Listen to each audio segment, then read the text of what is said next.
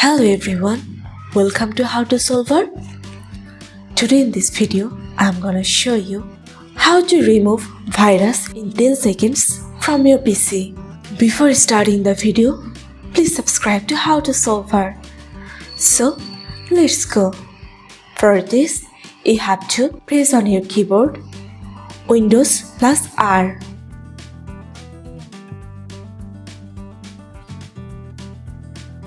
Now here you have to write MRT. Now click on OK.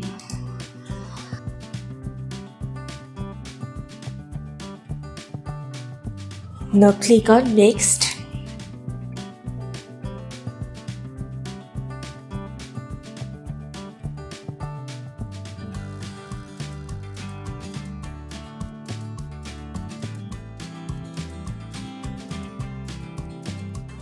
Now click on Finish.